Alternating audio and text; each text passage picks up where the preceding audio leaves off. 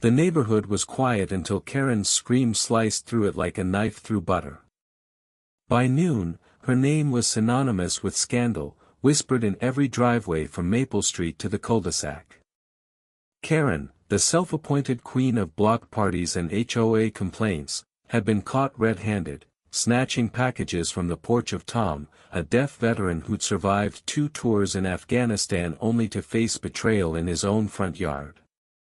The Ring doorbell camera, Tom's silent sentinel, recorded every smug step of her crime, her manicured hands snatching a box of medical supplies meant for his chronic pain, her glance darting nervously before she scurried back to her pristine SUV.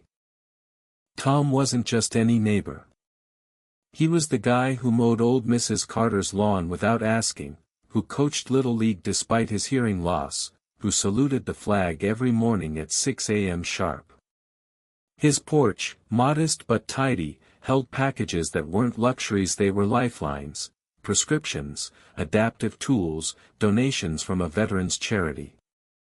So when the footage hit the neighborhood group chat, captioned, "Karen at it again," it wasn't just theft, it was a gut punch to the community's soul. By evening, the video had 2,000 views on X, with comments like, "She's got some nerve," and "Tom deserves better." Karen's pristine reputation unraveled faster than her yoga class could say namaste. The confrontation came at dusk, raw and unscripted. Tom stood on his porch, his broad shoulders tense, signing furiously to his friend Mike, who translated for the growing crowd. Karen, in her signature athleisure, marched over, her face a mask of indignation. "It was a mistake," she insisted, her voice shrill enough to wake hibernating bears. "I thought it was my Amazon order." The lie hung in the air like smoke, choking everyone within earshot. Mike, a burly mechanic with zero patience for nonsense, barked, "You checked the label, Karen. The camera doesn't lie." The crowd murmured, some shouting, others filming on their phones. A teenage girl, Lila, who'd always idolized Tom, held up her phone, streaming live to X, her caption reading, "Karen's done for." Tom's hands moved with precision, signing words that Mike translated with venom, "You knew I needed those meds. You saw me limp last week. Why?" Karen's eyes darted, searching for an ally, but the neighbors' faces were stone cold. Mrs. Carter, leaning on her cane, spat, "You've been snooping on everyone's deliveries, Karen. This ain't your first rodeo." The accusation landed like a grenade. Whispers of other missing packages, books, toys, even a kid's birthday gift surfaced, painting Karen as the neighborhood's petty thief. Her husband, Greg, stood at the edge of the crowd, head bowed, unable to meet anyone's gaze. The tension peaked when Tom stepped forward, his eyes locked on Karen's. He signed slowly, deliberately, each gesture heavy with pain. Mike's voice cracked as he translated, "I fought for this country. I lost my hearing to a bomb. I trusted you as my neighbor." The crowd fell silent. Karen's defiance crumbled, her lips trembling, but she doubled down. "I'm not a criminal," she snapped, pointing at Tom. "You're making me the villain here."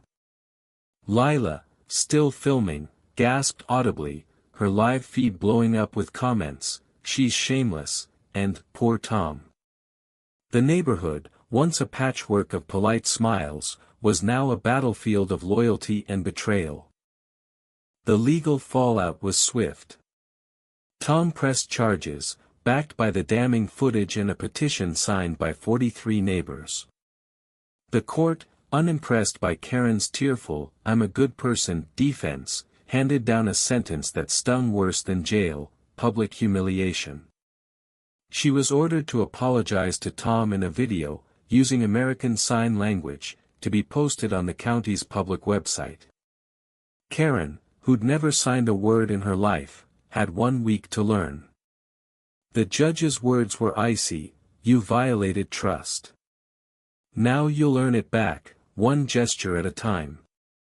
The week that followed was a spectacle. Karen, holed up in her McMansion, hired an ASL tutor, but her heart wasn't in it. Neighbors saw her through her bay window, fumbling signs, cursing under her breath. Greg moved out temporarily, unable to handle the shame. The neighborhood group chat buzzed with updates. She's practicing in her backyard now. Looks miserable. On X, the hashtag #KarenSignSorry trended locally, with memes of her fumbling hands captioned, "When your ego learns ASL."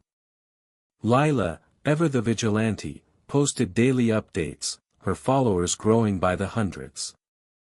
The day of the apology video arrived, and it was a train wreck.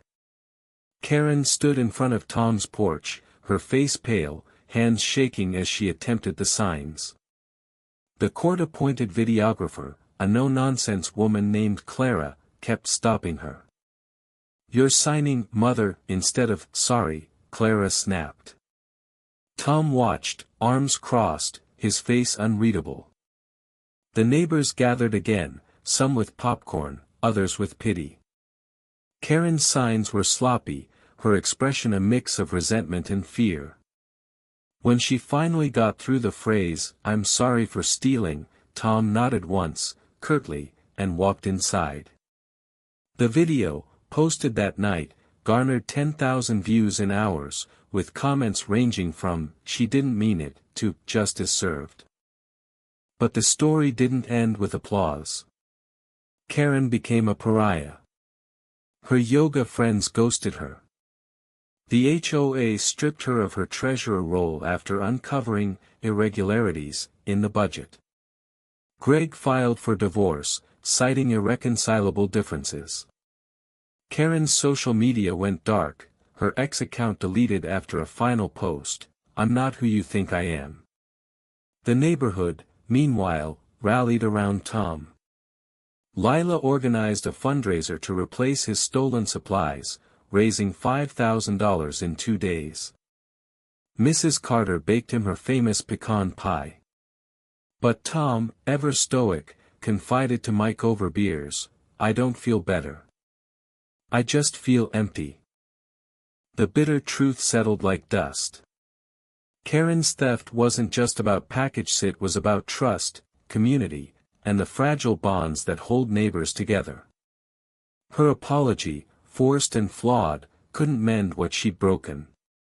Tom, a man who'd faced war, found himself wounded by a different kind of enemy, entitlement. The neighborhood, once united in outrage, began to fracture. Some blamed Karen alone, others whispered about the culture of petty grudges that let her crimes go unnoticed for so long. On X, debates raged, "She's a thief, but who hasn't made a mistake?"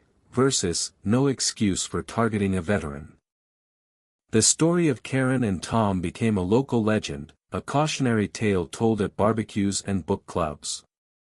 The wooden mailbox, still bearing that scrawled note, stood as a quiet monument to the drama. But for Tom, the victory was hollow. He stopped saluting the flag each morning. His porch, once a symbol of his resilience, now felt like a stage for his pain. And Karen? She moved away, her house sold to a young couple who waved at everyone.